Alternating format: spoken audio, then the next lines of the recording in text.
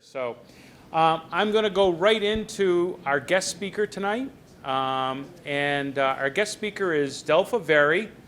Delpha has come to us from the town of Putnam. And Delpha has a rich career history. 10 years she worked in the corporate world, and then she started her own business for 15 years.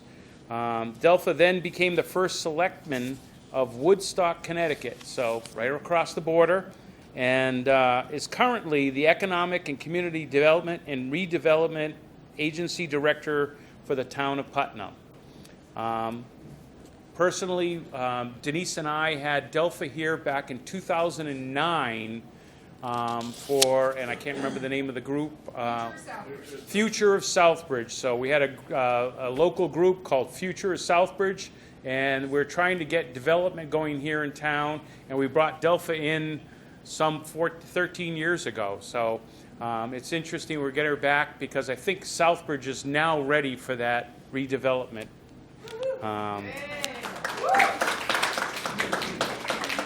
Delpha's experience with these diverse sectors has taught her the critical skills of team building, strong communication, and being a champion of community building. It's virtual and necessary, vital and necessary. She's a true supporter. Virtual too, yeah. Nowadays we're used to the virtual world, so. Delpha is a true supporter of the concept that economic development has no borders and that if you build a strong community, the economic strength will follow. The concept has been proven by redeveloping downtown Putnam as a truly vibrant business and community hub for the northeast portion of Connecticut.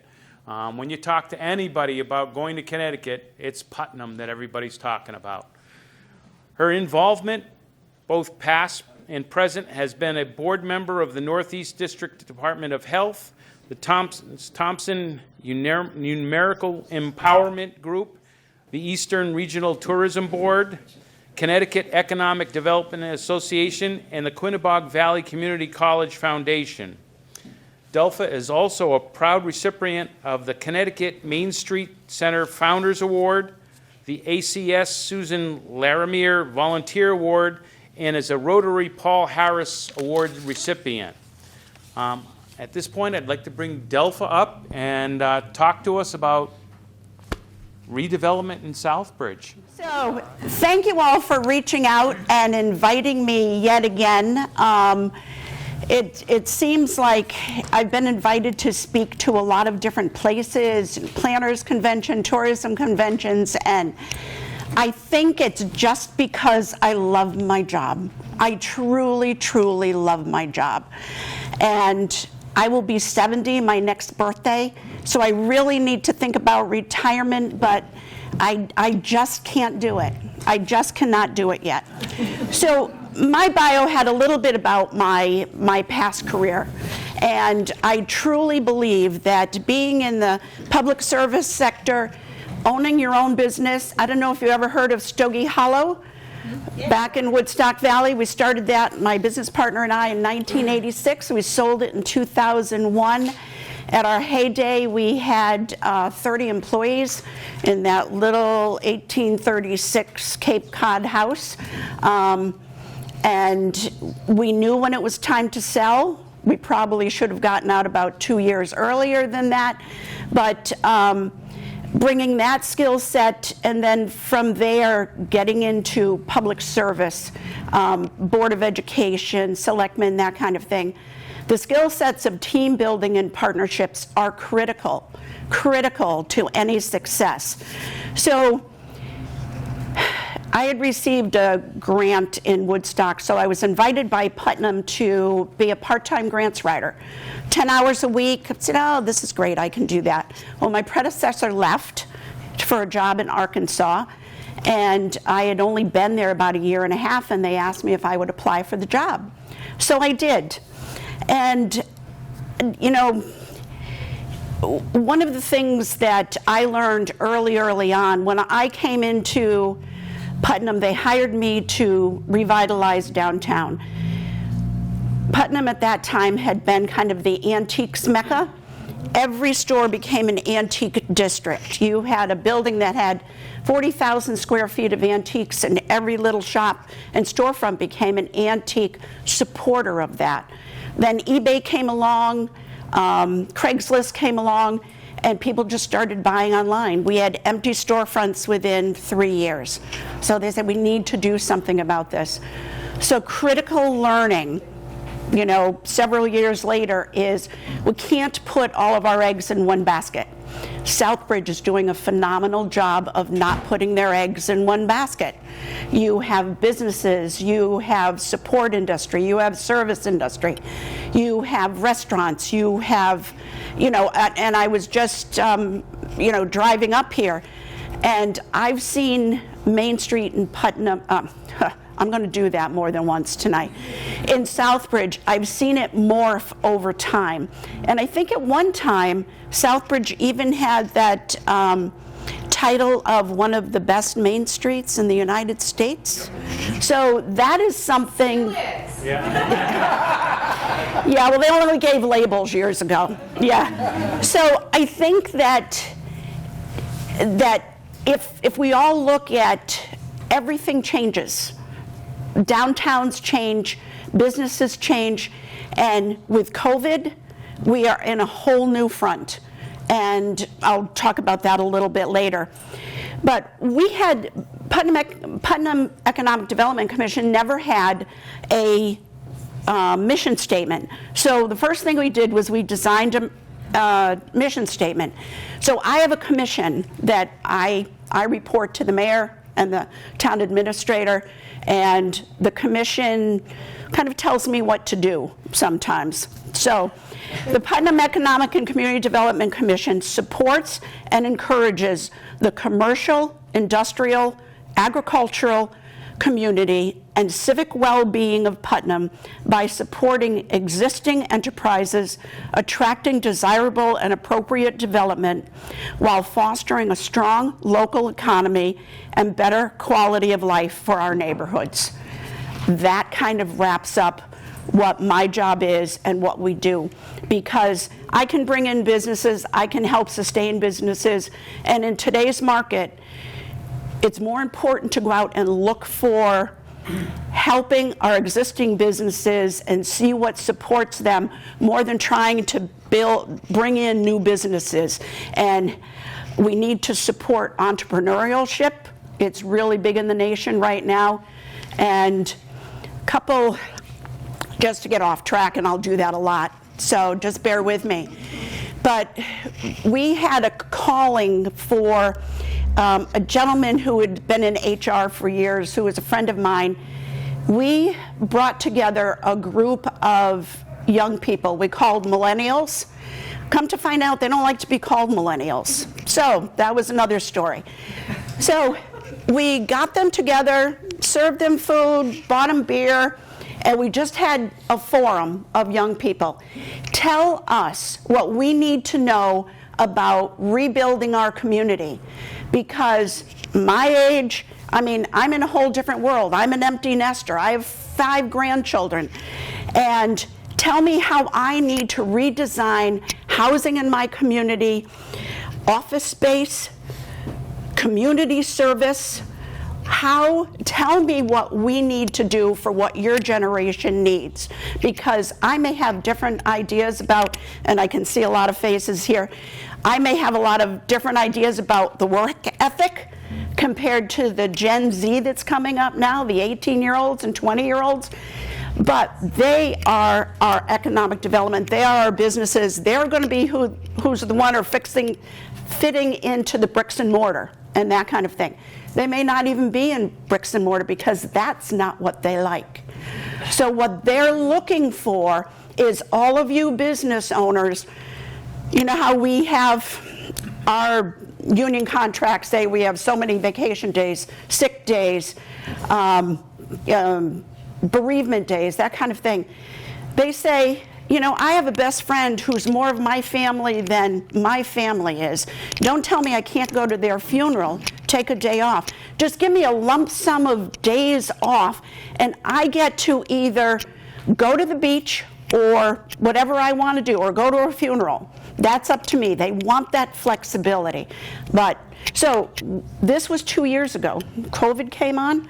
So we are addressing another forum in May to look at a lot of different issues that have come forth from that. So I'll let you know what happens there, because we're all in this boat together.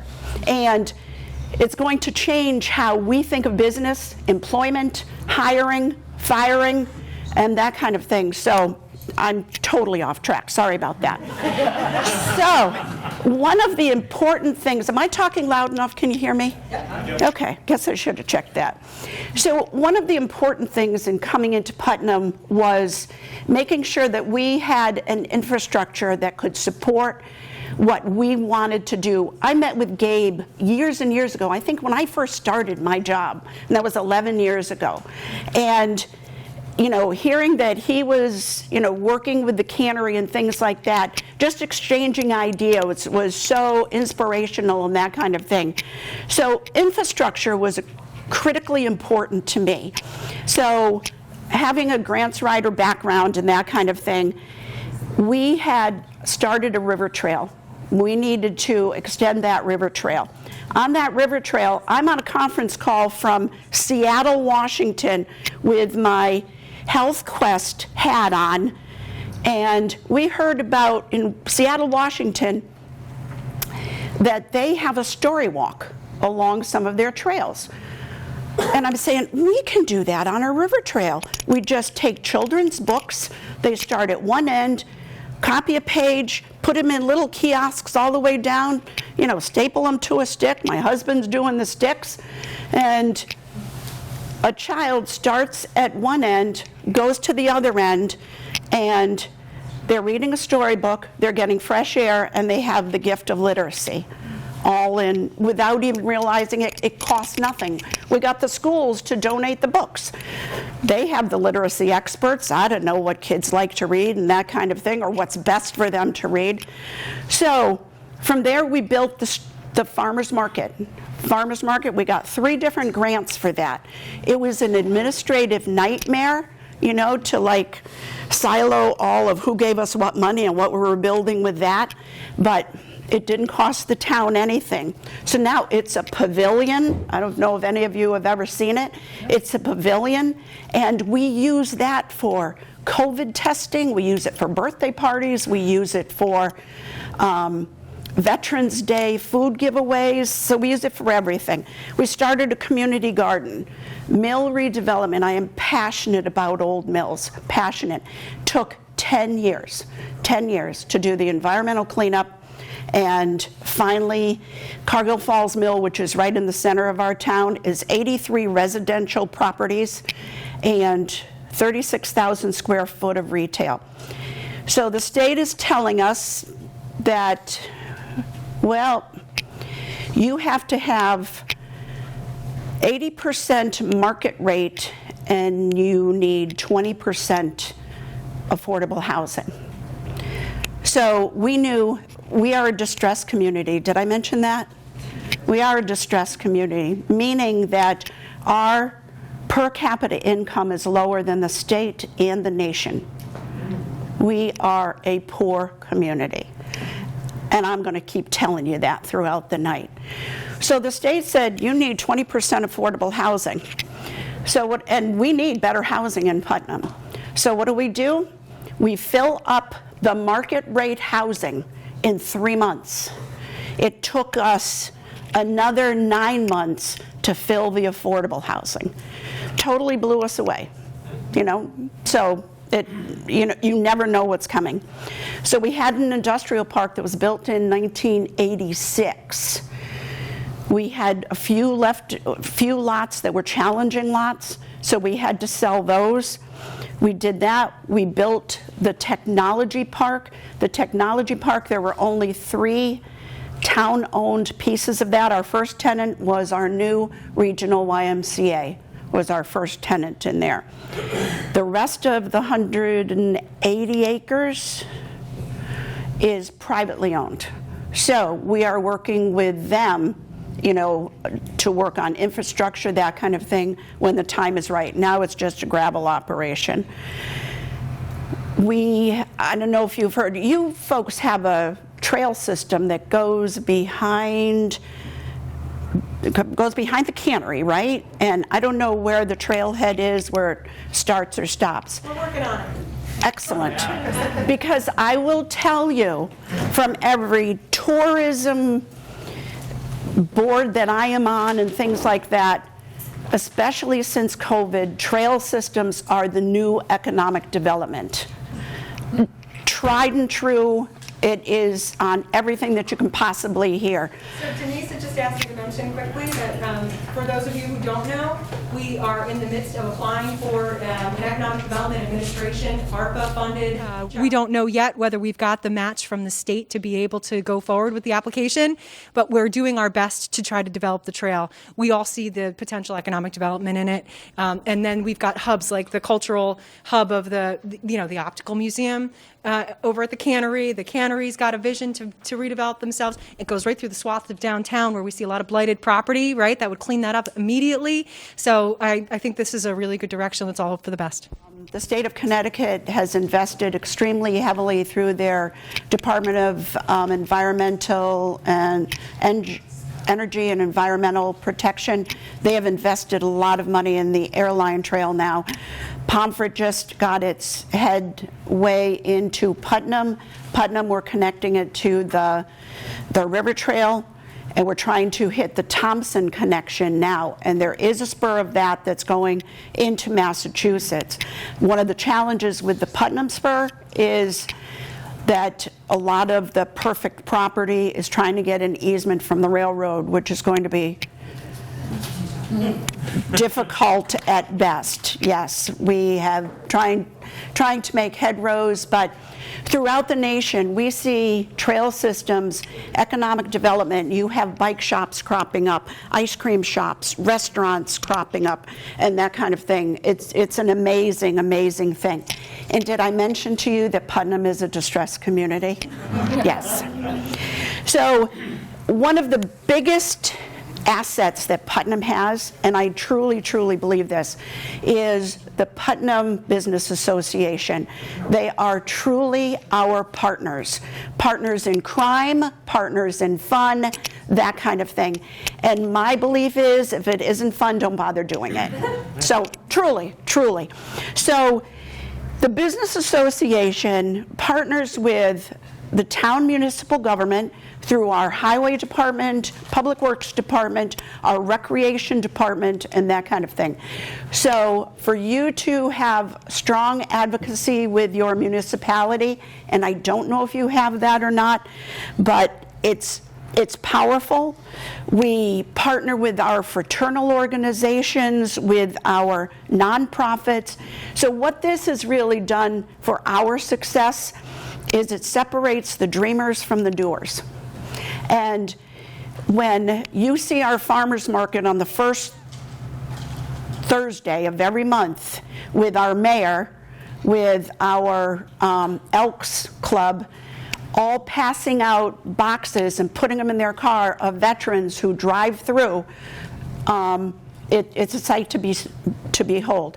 For the last year, we have gotten food boxes from the federal government. I don't know if Southbridge has done that. It's been a nationwide since COVID. Every Saturday, we give out 1,300 boxes of food. And we just have volunteers from Rotary Club, Elks, the town, the Public Works Department, Business Association members, and they're standing there, 30 wide volunteers, putting the boxes in everybody's car. You just drive through. It takes a long time to get 12 or 1,300 boxes, and we're done in an hour and a half. It is amazing. Rain, sleet, 96-degree weather, whatever. So that program has ended. That was a federal program. So with the partnerships that we have formed, and I was a business owner for 15 years, so I can truly say that, I'm trying to run a business. I'm here 24/7. I'm on top of the business 24/7. It's not just about serving the customers, it's about doing the paperwork, doing your corporate papers. It's about everything that comes along. You know, it's a new mandate and a new regulation from either the state or the feds, and it's, you know, it's a tough world owning your own business. Nobody can deny that. So we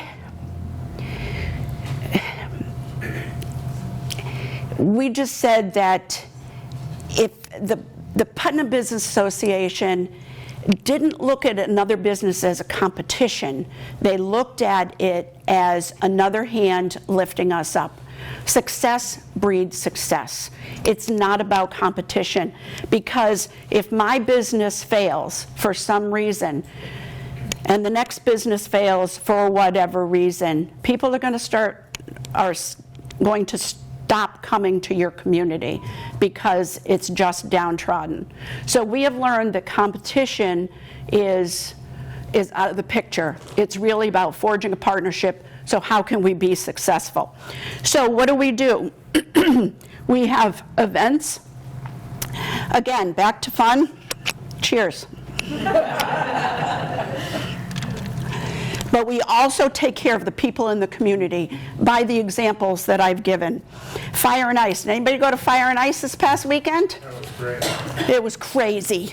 It was crazy. Yes, 20,000 people. Really? Yes, it was crazy, just crazy. So it was all in downtown Putnam. It was all in downtown Putnam. People were on Main Street, and they were basically shoulder to shoulder. So we have done Fire and Ice very successfully in the past, but what happened this year is Mohegan Sun wanted to come in because we are the largest single ice sculpturing event in New England. So we had 22,000 pounds of ice that was carved. We had it all done by sponsors sponsors paid for Ice Matters, which is the ice sculpting company. Write that down. So they would have a logo or a theme or something that they would work out with Ice Matters. Cost $400 to sponsor that, biggest bargain in the world. So what is it? It's 60 degrees out. So, yeah. It was a beautiful, that made it nice. Yeah. So, Except the Delpha. yeah, it helped so much with the people coming. Wasn't very favorable to the ice at all. But Mohegan Sun is there. They're doing a game show. First, you know, and they randomly pick people who want to be on it. They paid money to come to Putnam to be there. So the whole event cost about $46,000 to put on. Through sponsors and everything, it was about $44,000. So we lost $1,600, something like that, but worth it. Worth it. Our restaurants we knew that they couldn't keep up with it because they haven't in the past. People are waiting for an hour and a half in line. You know, what do you do with little kids? So we brought in 5 food trucks. We had a cake contest. We had 21 cakes where people, because it's all centered around the theme of Valentine's Day and love and that kind of thing. So we have different themes every year. So we have an igloo, a 40-foot igloo that we blow up. And during the day it has children events and things like that. We close that down at 4 o'clock in the afternoon. And Jessica Tuesday's restaurant rents it for the evening. They set up a bar, and it's adult time. So it's, you know, it was crazy. But people are still talking about it, So we also, and I'm talking about taking care of your community, and I'm talking about collaboration and partnerships. The town feeds our seniors Monday through Friday at our new complex through Meals on Wheels, that kind of thing. We have food banks and clothes closets. We have our pumpkin festival with a train ride heading north some years, heading south some years. We have live music almost every night on Main Street. River fires. We light up the Quinnebog River. People sit on the banking, and we have live music there. Our Dazzle Light Parade, last year we had 160 floats at night. Have any of you ever been there? It's just absolutely beautiful. It is always the Sunday after Thanksgiving, and it's in the evening. Everything is lit up. There are the most beautiful, magnificent floats that you could possibly see. And then we have farmers that come from Woodstock and Killingly and light up their cows, and their cows walk down Main Street. It is amazing. You know, it's so elegant and hokey at the same time. It's just amazing. So we have our First Fridays we've had themes in the past. We haven't had those for the last 3 years. We're starting them up again in May. We're only going to have 3 or 4 of them this year. Trick or treat on Main Street. All of our businesses stand outside their business with baskets of candy. We invest like $300 or $400 in candy, and I'm sure we have half of Southbridge there, half of Killingly, half of everybody that comes to Main Street for trick-or-treat night, always the Friday before Halloween. Savor the flavor. We open up Rotary Park. The restaurants all participate, and the recreation director picks they have a committee actually. They pick a flavor that every entree that the restaurants make, you know, a signature entree that are voted on, has that one certain flavor in it. I think we've had coffee, jalapenos, pasta. It's been very, very successful. They pay $5 for a ticket, and they just go around and sampling the different unique dish.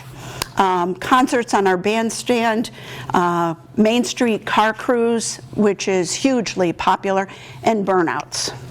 Nobody has burnouts. Putnam has burnouts, yes, right on Kennedy Drive. Yeah. So they usually have to repair the street. Did your town administrator leave? Good, because they have to repair the street usually after that. So, but it's a lot of fun. Town councilor's here, though. Oh, yes. So how does he feel about burnouts? Yes. We already have some of those. But not sanctioned, right? On the pads. That's awesome. There's a burnout pad that you can actually lay on the road. Oh, So you can okay. do the burnouts on. I'm going to write that down. They did it for years and then they stopped. I'm not sure what happened. Well, they used to do it underneath the tunnel there in And Worcester. then it was like a whole thing when I was like a teenager. It's like, let's go to the burnouts. Part of the car show. So the most excitement all night is about burnouts? That's clearly all you're reacting to? Jeez. We had 17 floats in our event the Saturday before your event, and your people should come to our thing and then your thing, and that would be 2. We Then do- they yeah, would we get do- 2 for 1 out of their The floats. Holiday Visions, which is a town Which group, was awesome. Look, United Way which was huge. SVP is part of, does Yep. we put up the Christmas decorations in town, and then the Saturday after Thanksgiving, we do a lighted parade, and then we light the common up afterwards. That's nice. So. And we have events on the common. We have we have things. Yeah. events and- COVID Yep. slightened it a little, but you know, Sure. kids games and Santa Claus and the llamas, live llamas. And pictures. With, Lighted llamas, that's what we need to work on. We've been building that for years now. light up the llamas and see what happens. Yeah. So, you know, and we're all business leaders. We're all owners. So this weekend we bring in 20,000 people. We're maxed out. And then the one person comes to us and said, we asked everybody, how'd you do? So out of all of this success, the one person comes up and says, well, we could have done better. So why is it that we listen to that one person? You know? So we're all scrambling to think, you know, well, what should we do? You know, like anything in life. You listen, whether it's politics, whatever. You don't dwell on the 99% who are so happy. you only think about that one negative comment, and that's all you dwell on, you know? So there's a, did I tell you we're a distressed community? Just checking. So I think I shared on the phone or an email, maybe with Bob or Denise or Peg or somebody that I was talking to. So I have a mantra. We are all doing the best we can, but being infallible is neither promised nor expected, nor is it possible. So we are all doing the very best we can. You know, we can always do a little bit better, but when you truly try your hardest, not much else is really expected. So we're all human, we have a business to run, but I think one of the most, and I talked about it in owning my own business, you know, is that how can you ask me to volunteer or help another business? I'm trying to keep my head above water. But if we as an organization, whether it be you or the PBA or the Killingly one, or because Northeast Connecticut has all come up now with business associations, because that's the only way that we can all succeed. Because we owe it to our community, we owe it to ourselves, and whatever partners that we can partner with, that is only going to be the determination of our success or failure. It truly, truly is. And that is, I can't say it enough, that is the only way that Putnam has truly been as successful as they are. When we get Boston Magazine naming us in one of their publications a while ago, is that Putnam is one of the best 15 small towns to visit in New England. We can't pay for that advertisement. We can't hire a marketer that would give us a better key, what's it called? Key? Promo. Yeah, there's something better. It's got key in it. Yeah, all of the above. Yes. So we will always have some empty storefronts, always, you know, but what are we doing to change that? Every 10 years, we need to look at redesigning, redefining our main streets, and we need to be ahead of it. COVID, again, changed the whole landscape. And, you know, one of the things that I had mentioned to some of the people that reached out to is what we have done in Putnam is with our business leaders. And we also did the second one, I invited all the boards and commissions to do the same and then compared them to see how much they were different. And that is a SWOT analysis. Have you ever been involved in a SWOT? Strengths, weaknesses, opportunities, and threats. And if action items come out of it, that's great. Whatever comes out of it, what happens to be the best effective tool is that people are all talking about it. And they're hearing your neighbor say, well, I think that's a threat to our community. And then the next person says, well, I think that's an opportunity. You know, so it really kind of balances out what everybody in this room or, you know, the town leadership all thinks about. What are our strengths in Southbridge? What are our threats? And that kind of thing. And then you can plan, you can do a sustainable plan as to how you want to move forward and affect change. So, should I take questions and answers now, or I have one question. Go ahead. I have one question. What do you think that your organization, the business partnership role, is in the town or for the town? What do you think it is? And I only need to know because, you know, I I see some differences in our makeup in Putnam compared to here, just as the responsibilities go. You know, where does government start? Where does, you know, a nonprofit? How did you develop that? Because I see we need to develop more business, not just downtown. We originally called the Downtown Partnership, but it's in the community. But liquor licensing, when you started, did you help grow the restaurant business? Because to me, that's attracts the business. And this is a great restaurant, but we lack restaurants, multiple restaurants. The more the better. And I see that as a key to your community. I wouldn't go to Putnam if it weren't for your restaurants, quite honestly, and I love them.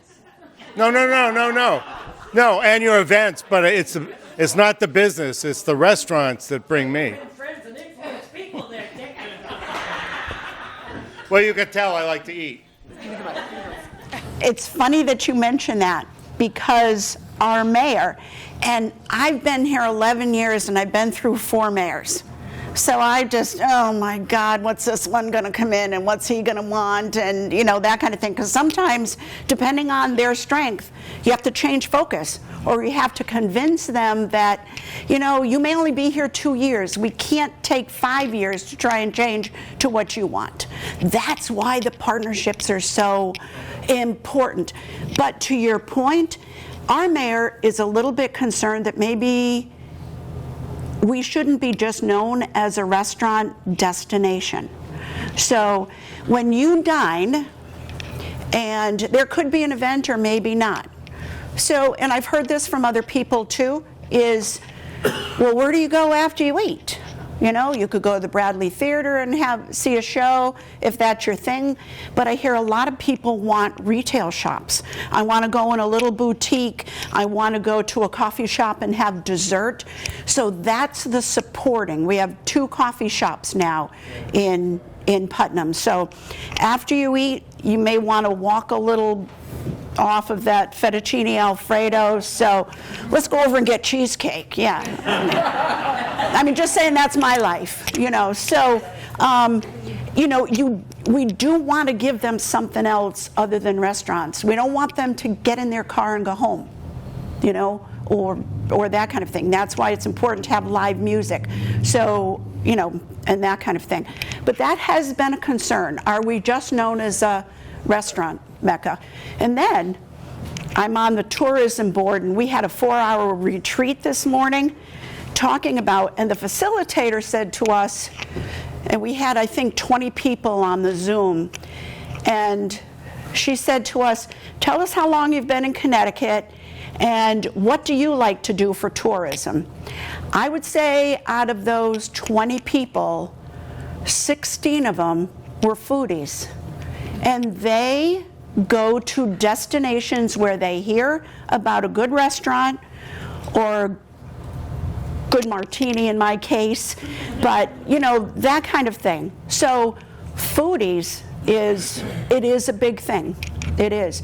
And the challenge to restaurants right now with the whole COVID thing, finding supplies, finding people who will work, and it's a huge challenge right now, but I see that to be changing.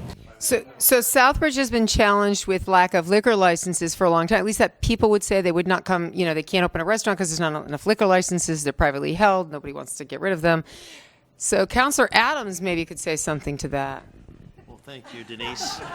That's so much appreciated between you and Peg and all that. I should have just stayed at the bar. I will say what we... Nice bar.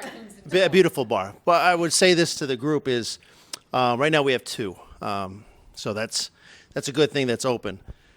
What we did do with Peg's help and all that, we came up and passed, we have requested the state for 7 liquor licenses. They're just not legislative licenses. They're not specific to an address, but an area. So we're still waiting on that right now. Great.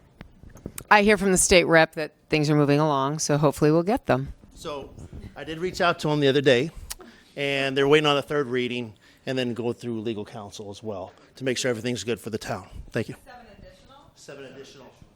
And they would not be specific to a location. So right now you have people who hold on to licenses, and even when they don't open their business back up, sometimes they should not be allowed to keep those licenses, but somehow it seems to happen. So you end up with what's called pocket licenses, which is technically illegal by the APCC standards, but then they want to sell their, quote, business and license, which you're not supposed to sell a license. It's a conundrum for Southbridge. So just so you know, And we also don't need more bars. We need licenses to go to restaurants. the restaurant licenses, we have a lot of restaurant licenses. It's all based on population of the town. Every 1,000 we get one. So what we decided is good language by Ms. Dean over there and Eric and the town manager to get this up to the state. There's 3 so a total of 7. 1 would go in the AO area, not the AO, but the AO area. 3 would go over in this area. 3 would go in the Main Street area, or the core, I should say, not just Main Street. So, and they belong to the town. So, like Denise had mentioned, there were times where the license was part of the purchase of the business, but it's not supposed to happen that way. And in this case, we're hoping the liquor board will do the right thing and provide information as far as ask for information of going, what's your menu? How's your layout? All that kind of stuff. You can't just have pickled eggs at your bar. You can't have a rotating hot dog rotisserie stand going on. So we want to make sure that we're following up as the town council, as far as the liquor board, that we're doing the right thing by those businesses that want to come in. And like I said, this is the first time we have 2 that are actually open right now because of situations. But I believe we have 17 in the town. We're asking for 7 more. Right now we have 2 that are actually open, and we're hoping we hear some things coming our way. So that's a good thing for the town. When code enforcement goes in or inspections goes in, they're looking at potentially 50% of the revenue is going to food. And so we have a way to be able to actually claw back those licenses, multiple ways, because otherwise, yes, you will just have people masking as restaurants who are actually just predominantly bars. And that's not what's really driving economic development as much, right? I think that's what we all want to see. Selfishly, obviously, as someone new in economic development, so I'm new.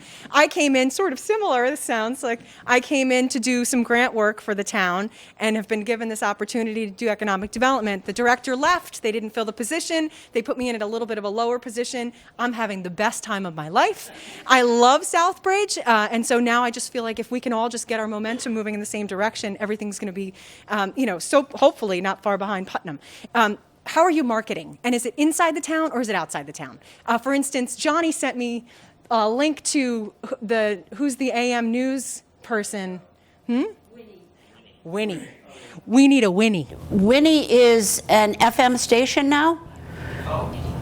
It's an FM station also. I don't know how far its bandwidth is, but I will just say economic development has no borders.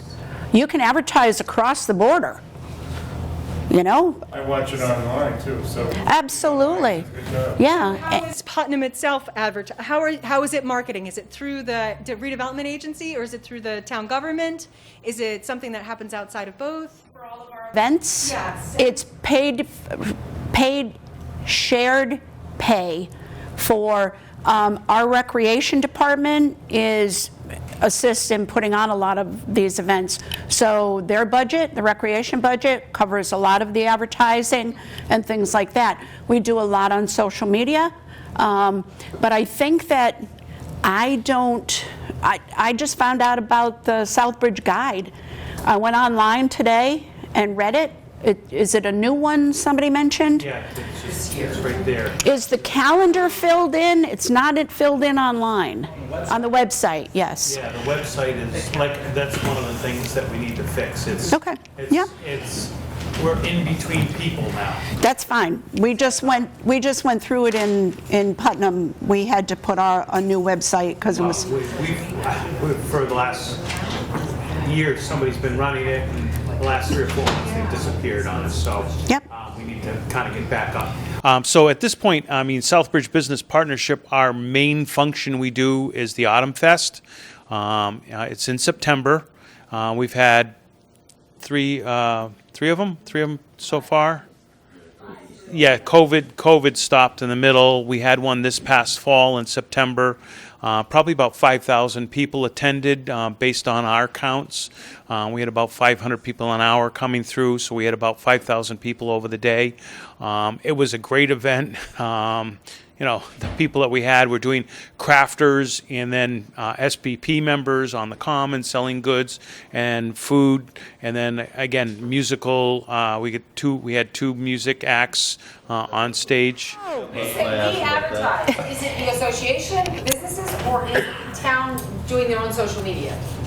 It's both. It's both. It's both. Do you have somebody who does your social media, or is it your department? No, we have one of our PBA members do the social media.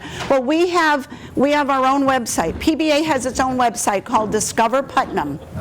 Now, we have and this just started in the past 2 years, I think.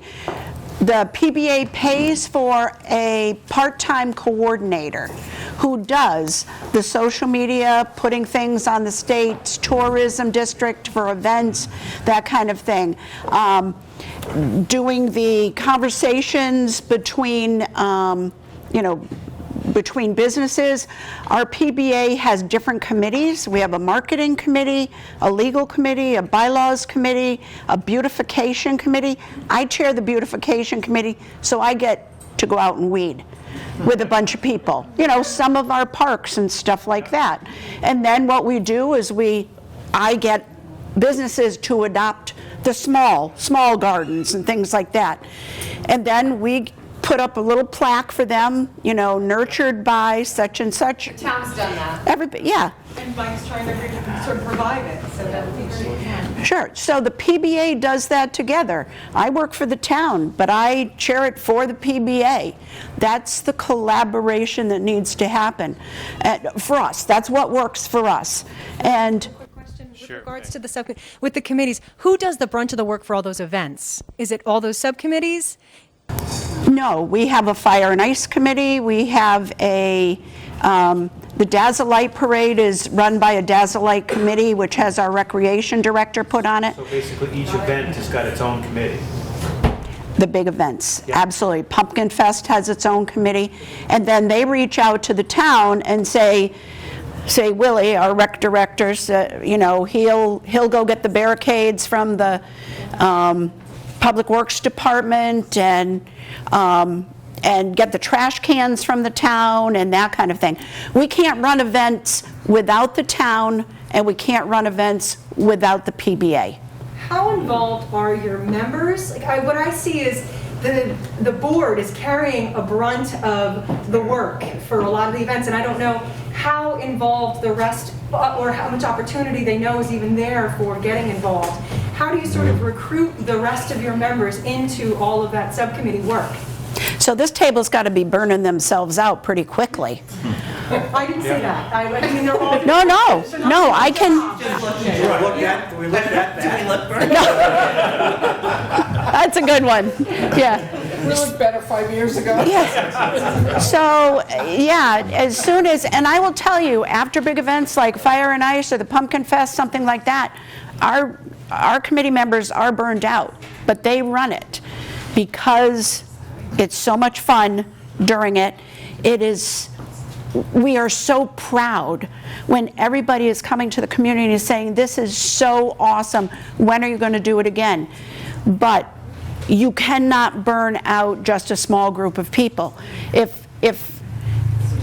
I don't quite understand if you have a collaboration. Does Southbridge have a recreation department?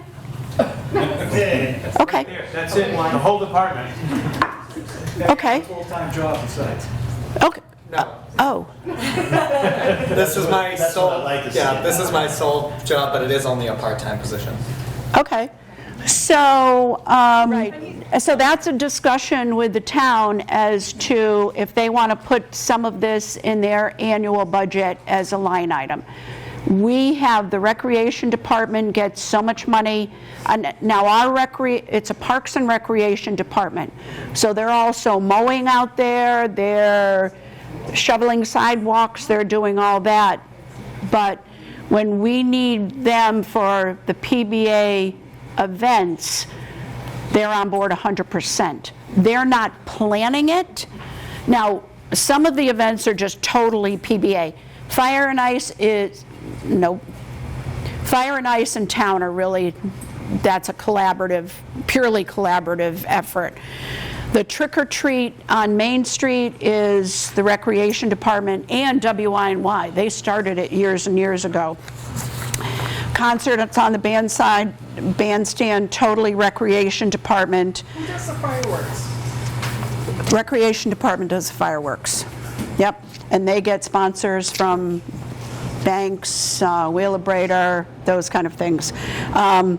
So it depends really. River fires, that's Public Works.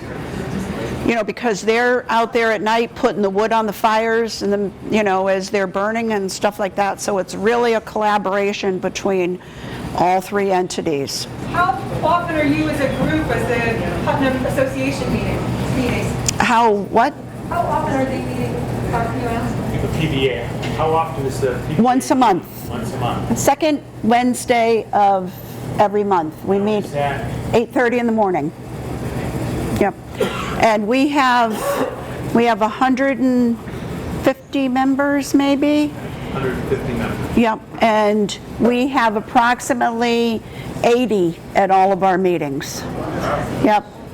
The mayor makes coffee. It's held at, just started being held at the complex. It used to be held at one of our restaurants, and but we've outgrown that. And we have a sponsor who sponsors breakfast pastry. He pays Renee's catering service.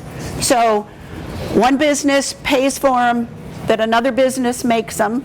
So, and the mayor makes the coffee. So, you know, it's easy. So I want to throw that question again out to you, because I haven't gotten an answer yet. Yeah, I see people starting to drink up too, so I feel bad taking up too much time. Thank you for the questions. Sure. So what do you think the business partnership's role is in the town or for the town, if any? Well, again, I mean, we go back to, you know, I'm going to relate back to what our mission statement is in its economic development in the town of Southbridge. So we're here as a group to support that development, financial development in town, be it what it may be. And again, whether it be the recreation committee or it being something else that's going on in town, supporting the town, or the town supporting ourselves while we're doing events. The whole idea is for us to grow Southbridge economically, and to try and support bringing more members in, more businesses in, just you know, being there within the town itself.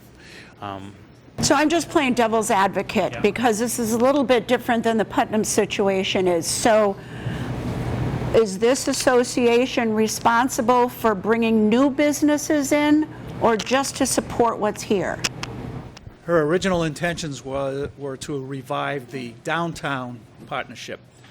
And many people said, you know, the businesses spread throughout the town, so this should be for the entire town. So that's the direction that we moved in. And we had an organizational meeting, like Bob said, in this room. And the organization was formed. But we don't have the collaboration that you have in Putnam with town government. And that was in the formation of our organization, a request by the town manager at the time to keep us separate. I'm not sure what his motivation was. So we've gone along sort of, you know, without that level of collaboration that you're talking about, that it's very obvious that it's necessary. And I can tell you, we have 150 plus members in our PBA, but we have over 400 businesses in Putnam. And they don't join the PBA for that same reason, because they think, well, I'm not on Main Street, what's it doing for me? But no matter what, when you bring people into a town, and you're talking about quality of life issues too, You know, that you may be a service industry, you may be an industrial industry, a manufacturer, but what they do is they bring up the quality of life of that community because their employees may live here, work here, or play here. You know, but it's hard to get those people to join because they don't think it's a direct impact to them. Well, that's So I get it. We have 85 SBP members, and Yep. we very seldom have more than 30 people at Yep. any meeting. And even when we invite people to volunteer, it just doesn't work. Yep. But when we go out to those manufacturing companies and ask them to sponsor something, they'll step up.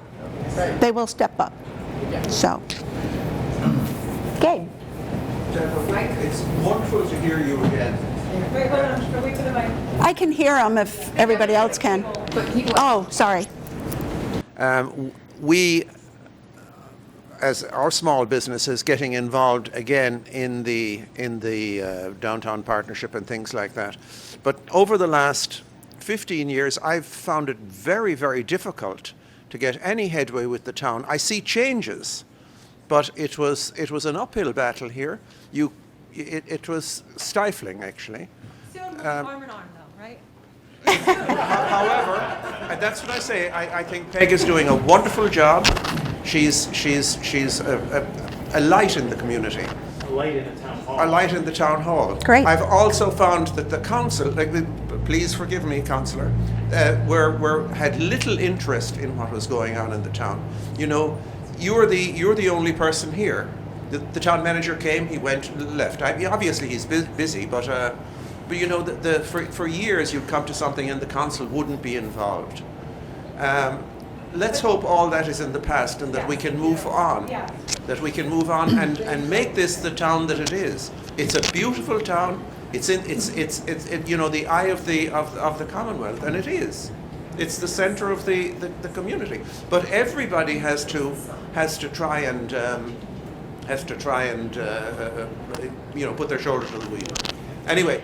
Can I just be bold and talk to the town councilor for a second? Absolutely. I'll buy you a beer, don't worry about it. So, if you ever take a look at, I don't know if your community does the grand list in a pie chart. If you take a look at the grand list in a pie chart, where your revenue is coming in and taxes and things like that. It's usually like this much for residential, this much for motor vehicles, this much for businesses, and there are a couple little others. So if you take the message to the town council that probably one of the most important, and you can say that I'm coming because of what I do and what I love, but if your businesses don't thrive here, they move out. Your industries, your manufacturing, your small mom and pops, that kind of thing. Because they're all so interconnected. If you have, I mean, you've got Hyde here, you've got a tech incubator now. If those people are supporting restaurants and shops during their lunch hours and things like that, that makes a big difference to the small businesses. And if they don't have some kind of a quality of life, the businesses move out, and then there's nothing for people residential to move here. There's no new condos being built. Nobody's buying their vehicles in this town and registering them in their town.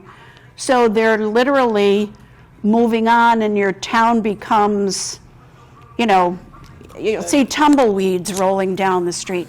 So that's why I think if anybody needs to be convinced about the strength of economic development by getting people to move here, and, you know, that's a story that needs to be told. It needs to be formed as a story how they were so interconnected. When you ask I'll tell you, I poached a business from Putnam years ago when I first, not from Putnam, from Southbridge, years ago. And Wrong audience. I'm sorry. Nope, this was a while ago. And the state called me and said, how did you get an out-of-state business to come to Putnam? And at that time, the governor was given all kinds of incentives and things like that to come to the state because our taxes are so high. So I said, well, I asked the owner what they wanted, because the first question that you'll get asked is, what are the incentives for me to move my company to your state? And I'd say, well, what do your employees want? And he says, what do you mean, what do my employees want? I said, you're asking a company to move their children maybe to another school district. You're asking your wife or husband to uproot and maybe leave their jobs, new school systems, the whole thing. And your employees are your most important asset. Why don't you ask your employees what they want? And so the Connecticut Department of Economic and Community Development said, that's all you offered? Was just asking those questions? And I said, well, yeah, but they came to Connecticut. And the thing that people don't realize is it's not just about a company saving a little bit money on taxes, but their assets are their employees. And you have to have good employees. And most of the employees that you have are good because you've nurtured them, you've trained them, you've invested in them. And most people don't want to move to another state. So, I'm done, sorry. First of all, thank you for coming tonight. But I will say this is one thing, it takes a lot of work, to do a lot of the volunteer work. We had the Veterans Council in Southbridge. We started off with 3, it was dying. We had very little veteran impact as far as the town was concerned, and now we had this year at the Veterans Day ceremony, we probably had more veterans than police and fire department.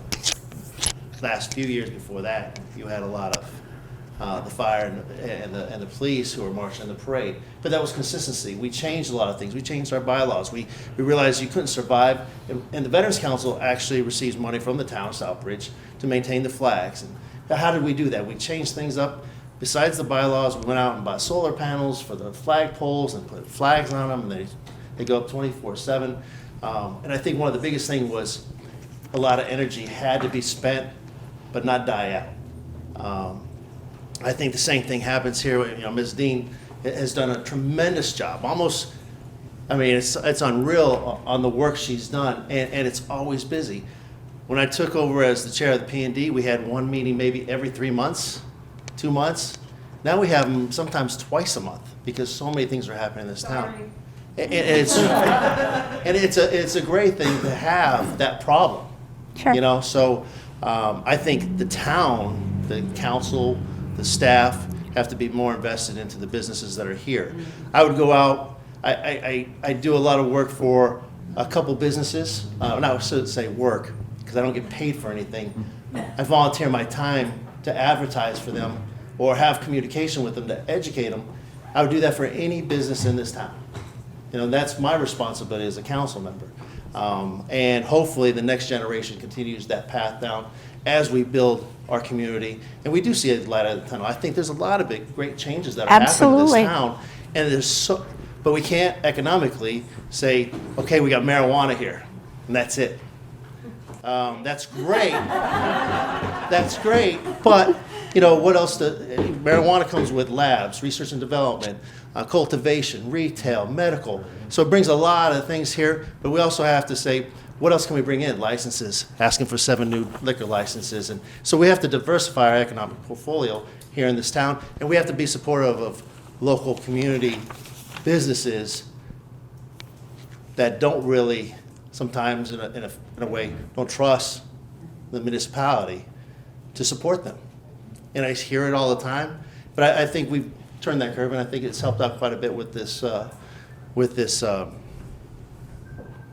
say this, just the ability to listen to the complaints or issues. I shouldn't say complaints, but issues, and hopefully work on it. Can't save them all. Can't make all the changes in the world, but we can at least support them in a way and educate them and talk to them too at the same time. So when the veterans, you got more veterans because you lit up the flagpoles and that kind of thing, right? Always got a mission going on. There's always a plan behind another plan. Well, what you did was you showed them that you cared. It's as simple as that. You showed them that they were important to the community. So Yes, you but the cared. community backed us. That's the thing that's is that perfect. They were great at everything. We have a huge project going on right now. We've had nothing but support from Southbridge Business Partnership to the town hall to the people in general. But we have a lot of flagpoles in this town. And a lot of these flagpoles are no good. Sure. They need to be cut down. And I'll be the first one to want to raise them up, but we got to maintain them. And so once you get something and you start working harder and harder, you want to maintain it. But you also, when the veterans come in, they want to feel like they're accomplishing something bigger than Absolutely. themselves. And I think this is what the partnership does as well. Yep. I met you. Okay. Largest employer. Said that, if you met me, it might have been when I came to the Southbridge Business Partners the Putnam Business Association meeting about 3 or 4 years ago. So I was down to those meetings and very impressive, I'll first say that. I was wondering, first of all, on the veteran stuff, we as Harrington for years, except for the 1 or 2 years of COVID, sponsored a huge luncheon, both in Webster and most recently several years in Southbridge for all the vets around Veterans Day. And you're absolutely right. It shows you care and respect them. And I think that's one example that's critical. The other question, though, I do have is, because being the largest employer and with the turnover, there's people always, new hires, right? But when they look at, especially my physician group or other folks, when they look at where to live, because you spoke about families and what can the town offer, how do you answer the question, and how do we market as a community the school system challenges? Mm-hmm. And when the system is in receivership for how many years now? Too many. I lost count, but whatever. But my point of it is, it's a blemish, to me at least, in terms of a physician or a nurse, even raising a family, coming here to live, even though the values are better than every surrounding town, right? So there's something wrong and hampers us to try to attract people to grow the population and raise the quality of life within the community and get more people engaged. So what's the answer to that if we're not coming out of receivership and can't wave that flag yet, right? And I'm struggling with that because I would love to say to all my new hires, what a great opportunity. Southbridge is the best of all worlds. It's got a great school system, it's got great value, great quality of life, good housing, pricing, and local business. It's wonderful to walk around. And obviously, I'd say, and it's a safe town to live in, whether it's 100% true or not. And it has marijuana now, that's great. So, and to your point, it's a distressed town. How do we change that, though? And you've changed it. And how do we change that? And I think the school system, unfortunately, is a huge impact on being able to recruit, market, and sell the town. Because I'll tell you, if I was in my new hire shoes, where would I pick? I'd pick Holland, Sturbridge, Charlton, if I could afford them. If I can't afford them, maybe I'll end up in Southbridge. But I probably wouldn't have kids yet, and I could probably then figure out later, where do I really want to live? So think about that from a standpoint of changing the environment to make it more attractive, right? Otherwise, you're starting off with not a competitive playing field. Sorry. I'm sorry, I have to counter that, and some other people can too, I'm sure. So Well, having been here you're for a not long alone. time and raised my children here, to which there's a wonderful Trinity Catholic Academy, and there is school choice, unfortunately. For us taxpayers, school choice costs a lot. However, Southbridge has a very economical, great number for when you live here. Your taxes are lower, your property values are wonderful. You can get more bang for your buck here in Southbridge. And we have a hospital, a full-time fire, police, library, everything under the sun, the YMCA. We have wonderful amenities in Southbridge and a beautiful Main Street. So what I have seen from people we have met, even in our neighbors who've bought, generally, you have to market Southbridge as a bit of a different community. Maybe it is not marketed for people with children. It's marketed for people like our neighbors who came here and settled here because one worked near Boston and one worked near somewhere else, or the people that came up from Connecticut because one worked in Connecticut and she worked in Boston, and they settled here because their kids were grown and they weren't worried about the school system.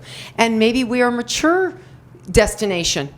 Maybe we're not a youth destination. But on the other hand, maybe you are a youth destination because you can get more bang for your buck and get a really nice house, and because the price is so low, you can afford to send your child to a private school or to school choice them to one of the other surrounding towns.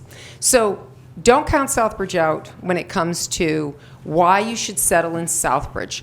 Why not settle in Southbridge has been my mantra for all the years that I've been involved with town.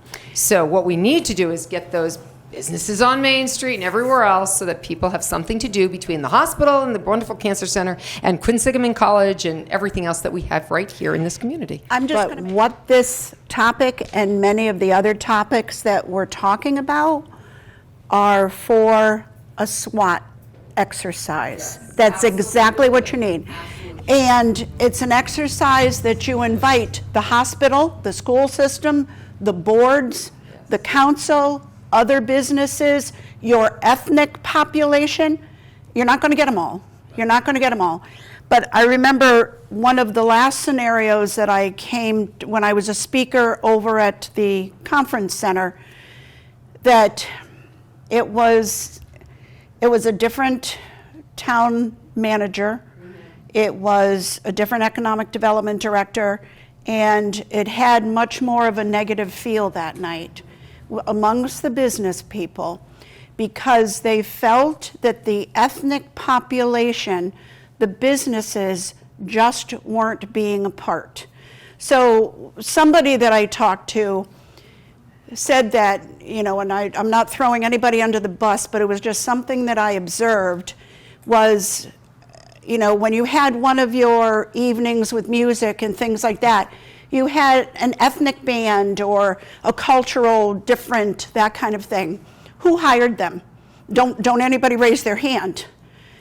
But did they go to the business, the bodega, and did they say, who would you recommend to be a band, or what kind of music for this cultural event? So therefore, and believe me, I'm not trying to pick on anybody or any event, but this is what we have learned over time is in order to include them and get them to be a solution to the problem is to ask their opinion and ask them, can you give us some names, or if you know some great bands or singers or whatever, could you invite them for us? See if they want to play. We're going to pay them. We're going to, whatever. The inclusion or making them feel important or a part of the solution, I think is extremely important.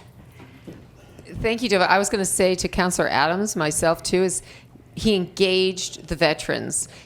A wise older man who helped mentor me years back said, if you don't ask, you won't receive. You hate to ask, can I ask for some money for something? But they can say no. People can say no. People can say no, they're not going to help. But if you don't ask, it's a no. Well, so ask. You might be surprised, right? So it sets up a false sense of confidence in that, you say you want us, but, you're not asking for our opinion when, you don't know, a